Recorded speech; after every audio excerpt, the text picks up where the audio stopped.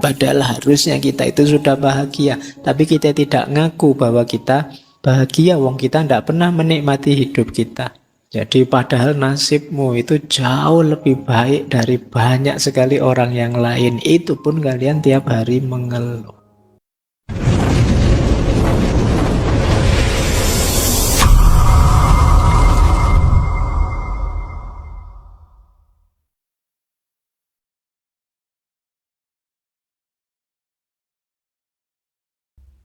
Assalamualaikum warahmatullahi wabarakatuh. Bismillah, mari kita lanjutkan lagi ngaji kita. Baik, jadi ini kritik kedua terhadap fast culture. Kritik ketiga, hubungan sosial jadi terancam. Kenapa?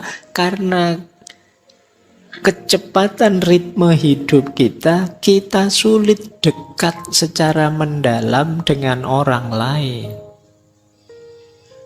Emosi kita tidak terlalu dalam terlibat dengan teman kita, sahabat kita, bahkan keluarga kita. Karena tugas-tugas yang banyak, kerja yang banyak, sampai di rumah pun, bahkan mungkin sama bapak ibunya, sama anak istrinya, tidak bisa dekat. Di rumah juga sibuk mikir kerjaan. Akhirnya kan kadang-kadang ya ngumpul sih di rumah, tapi dengan gadgetnya masing-masing, asik, tidak saling peduli. Makan bareng sih, tapi sambil makan ya nonton HP-nya sendiri-sendiri. Itu yang di dalam rumah, apalagi yang di luar rumah. Saya tidak tahu anak-anak hari ini, anak-anak kecil itu yang jarang ketemu teman-teman tetangganya kiri kanan itu ya kalau siang main apa, kalau sore main apa, mesti nanti larinya ke gadget. Ya syukur dia masih sekolah, mungkin di TK-nya, di PAUD-nya masih ketemu teman, tapi di luar itu ya gadget pasti. Nah, jadi hubungan sosial terancam. Kualitas hubungan antar manusia jadi dangkal. Kita tidak saling dalam, maka kita sulit berempati. Jadi kita sulit merasakan yang dirasakan orang lain. Selama ini kita yang dipikir diri kita saja. Kritik ketiga. Kritik keempat. Kata Honore, yang kita sebut cepat itu tidak selalu sama dengan efisien. Kadang-kadang cepat itu malah masalah. Karena cepat, akhirnya kualitasnya jadi kurang. Karena cepat, ada yang kelewatan keliru. Teman-teman ngerti sendirilah kalau kerja sambil kesusu-susu, itu kan mesti ada saja kurangnya. Maka hati-hati dengan slogan lebih cepat, lebih baik. Tidak mesti lebih cepat itu lebih baik. Kadang-kadang lebih cepat itu tadi jadi malah tidak efisien, malah kerja 2 kali. Akhirnya kita malah menyesal ini, alah kemarin ngapain aku kok kelewatan yang tadi, kok tidak hati-hati yang tadi, itu karena terlalu cepat. Jadi ini kecepatan tidak sama dengan efisiensi, dan tidak berarti lebih cepat pasti lebih baik. Itu kata Honore, kecepatan dapat memberimu perasaan gembira yang luar biasa, tapi itu ada tempatnya. Engkau harus menentukan batasnya dan tidak selalu menggunakan kecepatan. Kata dia, adalah bodoh untuk minum segelas anggur secara cepat, dan adalah bodoh untuk memainkan Mozart terlalu cepat. Kalau kamu main Mozart, ya main musik, itu kan ya ada ritmenya. Kalau terlalu cepat bubar. Minum wine, orang sana bukan kalian. Itu kan ya minumnya sedikit. Kalau kamu kan itu minum kok sedikit gitu ya. Tapi memang kalau banyak terus cepat malah lepas etiknya, malah ndak nikmat. Jadi ya semuanya ada ritmenya. Kalau kalian terlalu cepat, ya Tidak bisa menikmati, malah terlewat dari makna, nilai, dan kenikmatannya. Apa saja itu. Jadi ini kritik beliau. Ada lagi yang kelima, beliau mengkritik fast culture itu sering mengabaikan ritme alami hidup. Alam semesta ini termasuk manusia ada ritmenya. Ayo kita pahami, iya kita harus tahu kapan kita kerja, tapi juga harus tahu kapan istirahat. Kapan kita evaluasi, kapan kita refleksi. Anak-anak juga ada ritmenya, orang dewasa ada ritmenya, setiap makhluk ada ritmenya. Begitu kita kacau ritme kita, putus ritmenya, pasti tidak seimbang. Pasti kemudian ada masalah dalam hidup kita. Jadi nanti slow living itu tidak sekedar lambat, tapi sebenarnya mengembalikan lagi ritme alami ini. Yang kemarin-kemarin kita terlalu cepat. Baik, kita lanjutkan karena masih banyak kritiknya. Yang ke-8, konsumerisme. Jadi peradaban hari ini dicirikan oleh konsumerisme. Kenapa konsumerisme? Ya kita ingin belanja, ingin membeli, ingin banyak uang demi memenuhi ini itu. Dan untuk bisa memenuhi keinginan konsumen kita, ya kita harus kerja keras, kita harus terus-menerus. Jadi hari ini kita sulit membedakan antara kebutuhan dengan keinginan. Ini dua hal yang berbeda. Makan itu kebutuhan, makan enak itu keinginan. Pakai baju itu kebutuhan, pakai baju yang bermerek itu keinginan. Konsumerisme itu kalian lebih disetir oleh keinginan-keinginanmu yang kadang-kadang tidak relevan. Biasanya keinginan ini jauh lebih mahal. Maka untuk bisa memenuhi keinginanmu, kamu perlu kerja keras. Kamu perlu melakukan multitasking tadi. Kamu perlu cepat melakukan ini itu biar segera melakukan yang lain, biar dapat uang banyak, biar bisa memenuhi keinginan-keinginanmu. Jadi peradaban konsumerisme membuat kita ingin terus belanja, dan untuk itu kita perlu biaya, dan untuk banyak biaya kita perlu banyak kerja, bila perlu lembur, bila perlu lupa istirahat, dan seterusnya. Jadi lingkaran setannya di situ. Jadi kita, pokoknya hidup kita hari ini kan hidup untuk belanja. Kerja untuk belanja, kan kerjaanmu tiap hari buka Shopee, buka Tokopedia.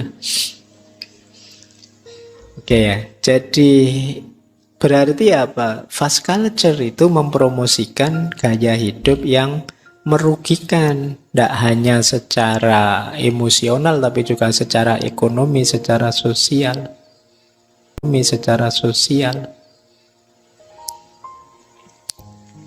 Oke ya, ini kritik ke-6. Kritik ke-7. Banyak ternyata kritiknya sampai 7. Ya ini pemetaan saya saja. Beliau mengkritik fast culture itu membuat kita kehilangan kesadaran penuh, tidak bisa menikmati momen. Itu yang kemarin kita bahas panjang di mindfulness. Mari hidup secara mindful. Hidup secara mindful itu kita sadari sepenuhnya yang kita lakukan sekarang dan kita nikmati, kita hayati. Apa saja yang kita lakukan. Mungkin duduk di masjid ini mengikuti ngaji. Mungkin nanti setelah ini kalian sambil baca buku atau sambil nonton TV atau sambil ngobrol dengan teman atau nongkrong di angkringan. Nikmatilah setiap momen, rasakan, hayati. itu akan membuatmu lebih bahagia. Sementara selama ini kita sering hidup seperti saya bilang tadi, rutin saja, autopilot saja, tidak menikmati. Biasanya kalau pagi sarapan itu, ya sudah diulang lagi sarapan itu tanpa kayak orang tidak sadar. Misalnya kalian biasanya sarapan roti, sudah beli roti sak kotak berapa gitu. Meskipun kadang ya dimakan 2-3 terus jamuran. Iya Bang. Nah, itu kamu tiap pagi begitu, terus akhirnya kamu kan rutin itu. Begitu rutin autopilot, kamu tidak menikmati. Pokoknya pagi mandi, kayak robot itu kan, terus habis mandi ganti baju, setelah itu duduk, ambil roti, terus makan, setelah itu makan. Jadi tidak ada kesannya sama sekali. Kenapa bisa begitu? Fast culture. Kalian dikejar-kejar oleh peradabanmu untuk segera menyelesaikan ini itu, untuk segera produktif ini itu. Padahal misalnya kalian sadari, kalian nikmati, hidupmu kan akan jauh lebih membahagiakan tanpa harus mengorbankan yang harus kalian tuju tadi. Jadi kan tujuanmu tetap bisa tercapai meskipun kalian menyadari sepenuhnya dan menghayati apapun yang kalian lakukan. Jadi fast culture menjauhkan kita dari menikmati hidup. Karena jauh dari menikmati hidup, kita juga tidak merasakan kebahagiaan.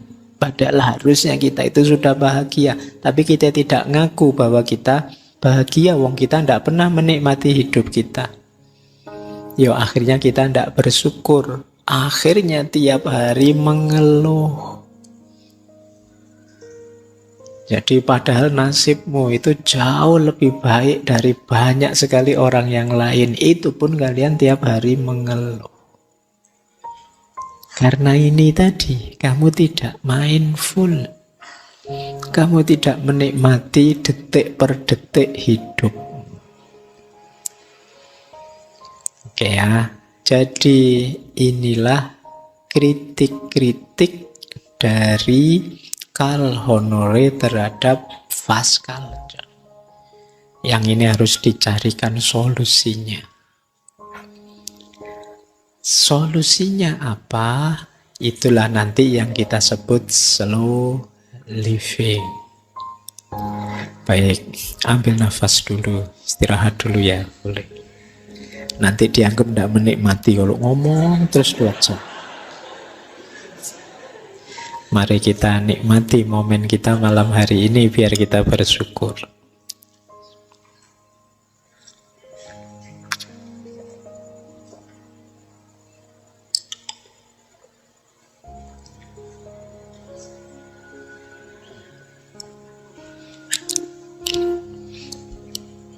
Oke ya, baik. Nah, sekarang kita masuk ke tema utama kita.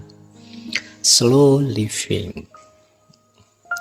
Slow living itu, ini kalau dari bukunya ya, maknanya secara umum filosofi hidup yang menekankan pentingnya memperlambat ritme untuk menikmati momen, mendalami pengalaman, dan menghargai kualitas daripada kuantitas dalam segala aspek kehidupan. Jadi karena memang peradaban kita hari ini agak terlalu cepat, ada pentingnya kita lambatkan sedikit. Nanti di bagian bukunya yang lain beliau bilang begini, slow living itu satu revolusi budaya yang menentang anggapan bahwa lebih cepat selalu lebih baik. Jadi jangan didefinisikan cepat pasti lebih baik. Filosofis slow, kata Honore, bukan tentang melakukan segala sesuatu dengan kecepatan lambat. Jadi meskipun begitu bukan kok terus ayo kalau begitu berlambat-lambat, bukan itu. Tetapi berusaha melakukan segala sesuatu dengan kecepatan yang tepat. Jadi karena sebelumnya kita terlalu cepat, fast culture kan perlu diperlambat. Diperlambat itu biar ketemu ritmenya yang pas. Jadi targetnya bukan berlambat-lambat, tapi menemukan ritme yang tepat, yang pas. Karena kemarin terlalu cepat. Jadi slow living itu bukan hidup yang santai-santai, males-males, nge-slow saja. Tidak begitu. Tapi hidup yang tepat kecepatannya. Kata Honore, menikmati jam dan menit daripada sekedar menghitungnya. Kita selama ini kan lebih banyak menghitung waktu, bukan menikmati waktu. Sudah berapa jam ngaji kita ini? Wah, kurang berapa menit lagi ya. Saya kok rasanya sudah tidak betah ini. Saya kan ini. Kamu tidak bisa menikmati momen, kamu menghitung waktu tiap hari. Wah, sudah kuliah semester 2 sekarang atau semester 3 sekarang. Berarti kurang 2 tahun 3 bulan. Kamu ngitung waktu terus. Wah, usia saya sekarang sudah 25 tahun lagi, berarti nanti ditanya kapan nikah ini mesti. Karena kamu ngitung waktu. Kamu tidak bisa menikmati waktu yang kamu lakukan selama ini menghitung waktu. Dan itu menyiksa. Tidak enak menghitung waktu itu. Nah, slow living filosofinya apa? Menikmati waktu, jam dan menit daripada sekedar menghitungnya.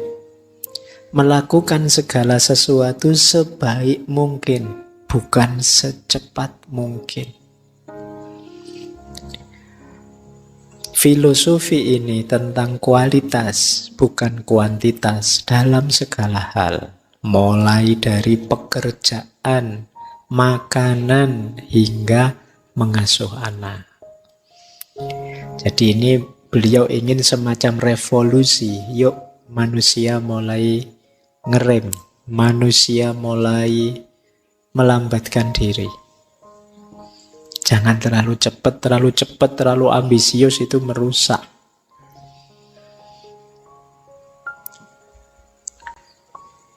Nah, maka kalau kita rumuskan lagi ya, mari kita luruskan ada beberapa miskonsepsi, awas keliru.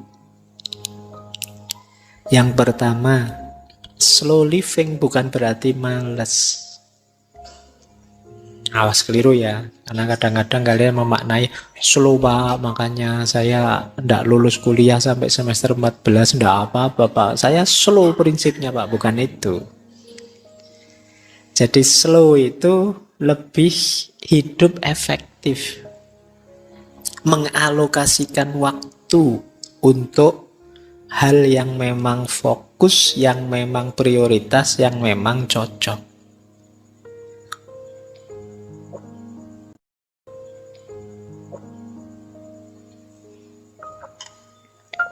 Jadi bukan males. Jadi solo living ini tidak untuk yang males, tapi untuk yang terlalu cepat, untuk mengurangi kecepatannya. Ya meskipun ada yang bilang, tapi males itu kadang-kadang penting loh Pak. Nah, ya. Ada satu buku yang menjelaskan begini, alhamdulillah masih ada orang males. Paling tidak ada orang yang tidak ikut menyumbang kekacauan dan kerusakan di muka bumi.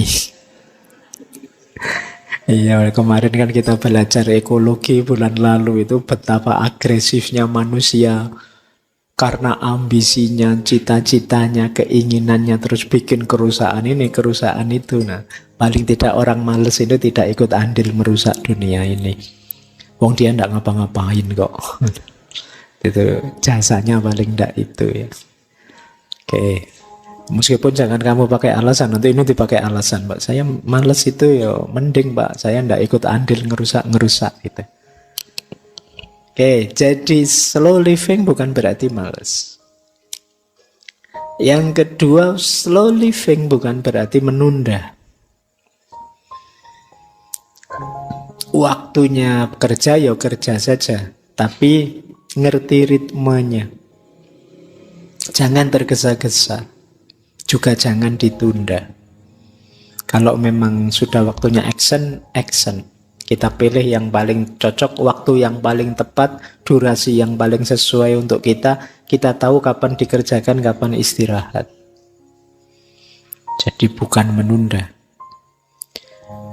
Dan juga bukan, nanti ada yang bilang slow living itu kan mungkin gaya hidup cocoknya ya di pedesaan-pedesaan, Pak, daerah dalam. Ini gaya hidup yang penting untuk semua orang. Siapapun perlu gaya hidup yang tepat seperti ini, kata Honor, di kota maupun di desa.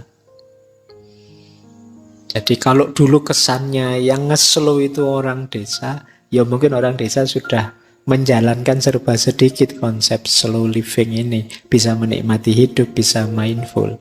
Harusnya gaya di desa menulari yang kota, tapi kan sekarang kebalikannya, gaya kota nular ke desa. Orang desa sekarang tidak kalah ambisius, tidak kalah kemerungsungnya dengan orang kota, tidak kalah fastnya peradabannya.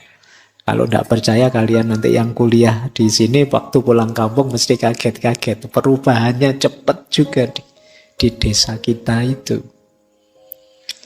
Nah, jadi ini tidak desa, tidak kota. Jadi tidak hanya untuk negara maju, tapi juga untuk kita. Kita kan sebenarnya juga sudah maju ya. Insya Allah. Iya kan, harus optimis kita. Baik, jadi ini miskonsepsi.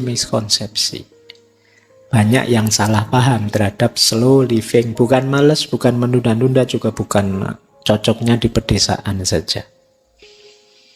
Kata Karl Honore, bersikap lambat berarti mengendalikan ritme hidup sendiri. Engkaulah yang memutuskan berapa cepat harus melangkah dalam konteks apapun. Jika hari ini aku ingin melangkah cepat, aku akan melangkah cepat. Jika besok aku ingin melangkah lambat, aku akan melangkah lambat. Yang kita perjuangkan adalah hak untuk menentukan tempo sendiri. Kita yang tahu siapa diri kita, kapan kita kuat, sejauh mana kita mampu, kapan kita harus istirahat, kita kan yang tahu. Ayo kita putuskan, kita tentukan sendiri.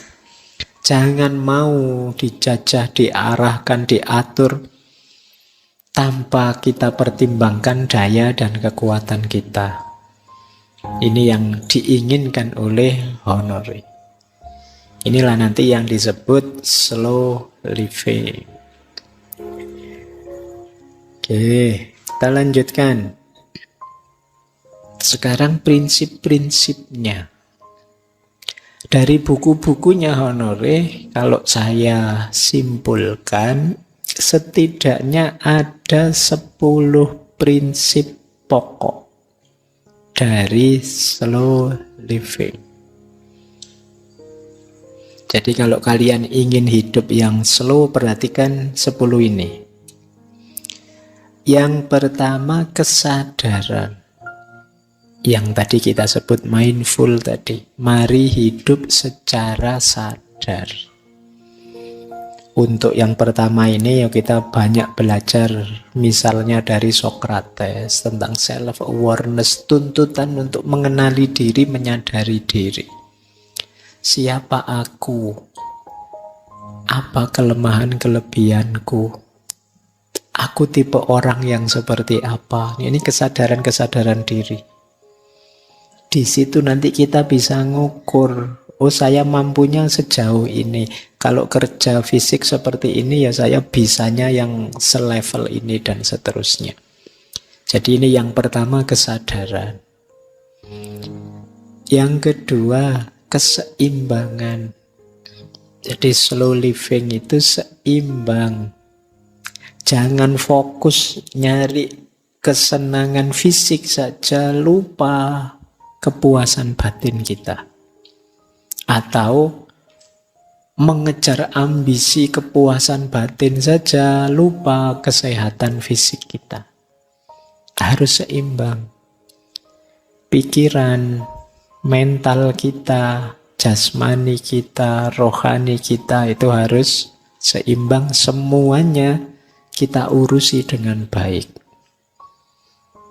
Jadi kalau dalam agama ditambahi lagi ya dunia ya akhiratnya harus seimbang. Ini kunci kedua. Jadi kalian merasa, Pak, saya ritmenya tepat, Pak, tapi kamu yang diurusi hanya urusan kesenangan materi saja, ya masih belum seimbang. Prinsip kedua, keseimbangan. Kemudian prinsip ketiga, kualitas di atas kuantitas. Awas jangan keliru, kuantitas itu untuk mendukung kualitas. Jadi jangan fokus di kuantitasnya, tapi fokus di kualitasnya. Kadang-kadang kita beraktivitas sebentar tapi dalam itu lebih berkualitas daripada banyak tapi dangkal. Yang tadi banyak contohnya ya. Jadi bagaimana ketika terlalu fokus pada kuantitas kita mengabaikan kualitas, lebih melihat yang konkret-konkret, lupa bahwa ada yang di-upgrade kualitasnya. Kemudian menghargai proses, bukan hanya hasil. Ya tadi rumusnya tadi ya sudah saya sebut. Apa-apa itu ya ada prosesnya, tidak ada yang instan. Kali yang ini apa saja ada prosesnya. Apa saja ada prosesnya. Apapun itu, kuliahkah, belajarkah, menikahkah, hidup bermasyarakatKah, ada prosesnya. Mungkin kalian kemarin kaget misalnya baru dari kampung masuk ke Jogja, selama ini hidup di rumah saja sih, tidak pernah bermasyarakat, yang bermasyarakat orang tuamu. Sekarang kamu mandiri harus bermasyarakat sendiri. Itu mungkin ya kaget. Tapi ada proses. Jangan drop dulu, ada prosesnya.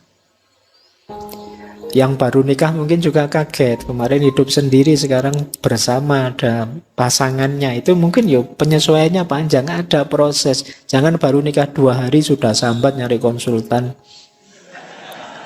Belum, yang membayangkan sakinah mawaddah warohmah ya tidak bisa instan. Ada prosesnya. Beradaptasi dulu, sering menyesuaikan dulu. Apa-apa ada prosesnya. Jadi itu prinsipnya slow living. Jadi ayo kalian bisalah menikmati proses, tidak sekedar mencapai hasil. Kalau kalian bisa menikmati proses, insya Allah hasilnya bisa tercapai. Tapi kalau kalian tidak sabar mengikuti proses, kemungkinan hasilnya juga tidak bisa kalian raih.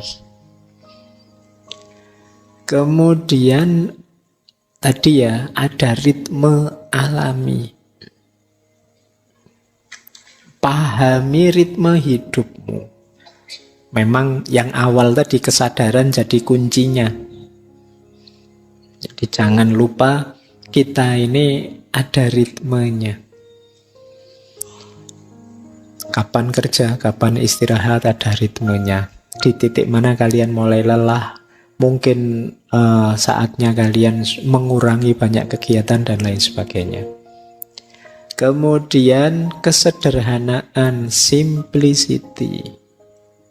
Sederhananya, konsep simplicity itu jangan memasukkan, melibatkan, nambah-nambah aktivitas kegiatan yang tidak ada hubungannya dengan dirimu atau tujuan-tujuanmu.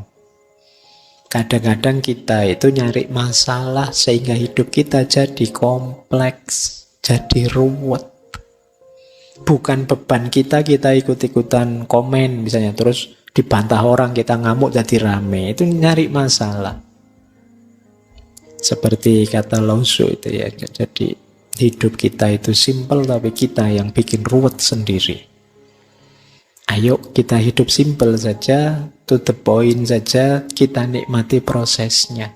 Yang tidak penting, posisikan sebagai tidak penting. Yang sekunder ditaruh di sekunder, yang tersier ditaruh di tersier. Biar tidak ruwet. Kalian pilahlah tadi ya, ini kebutuhan, ini cuma keinginan. Jadi yang kebutuhan diutamakan, yang keinginan kalau bisa dipenuhi ya dipenuhi. Ini kayak kita waktu belajar Epikuros di minggu pertama bulan ini. Kemudian keberlanjutan, perhatikan aspek keberlanjutan ini. Ya tentu saja pertama-tama keberlanjutan ekosistem lingkungan kita. Kemudian perhatikan juga keberlanjutan kita, kesehatan kita, dan seterusnya. Kemudian ada prinsip lagi, mari kita bisa mengontrol waktu, bukan dikontrol oleh waktu. Kita subjeknya, waktu objeknya. Hari ini kita sering kebalik, kita dikontrol oleh waktu. Kayak tadi loh, kita dikontrol oleh schedule. Kemudian fleksibel, luwes saja, jangan kaku. Kemarin Pak saya begini, tapi sekarang kok tidak mungkin lagi ya Pak, karena ya sudah diganti saja. Kan tidak apa-apa. Fleksibel saja. Jangan terlalu kaku, karena ada orang yang terlalu kaku dengan jadwalnya, rutinitasnya, dan lain sebagainya. Ya diadaptasi saja, disesuaikan. Tidak masalah. Kemudian hargai individualitas. Menghargai individualitas itu setiap orang beda-beda. Mungkin kalau kalian kuatnya baca buku ya 30 menit, setelah itu tidur. Nah, kalau temanmu dia bisa berjam-jam baca buku, ini namanya individualitas. Temanmu yang sana dia tahan kerja, melakukan apa ini itu seharian tidak pakai tidur siang. Tapi kalau kamu kan biasa tidur siang misalnya ini. Ini namanya individualitas. Masing-masing orang beda-beda. Kamu juga tidak harus membandingkan dirimu dengan orang lain. Wah, teman saya seharian baca buku terus, malu saya juga mau seharian baca buku. Nanti kamu stres karepmu dewe nanti. Jangan-jangan kamu baru baca buku dapat 2 lembar sudah menguap terus tidur. Tiap orang beda-beda.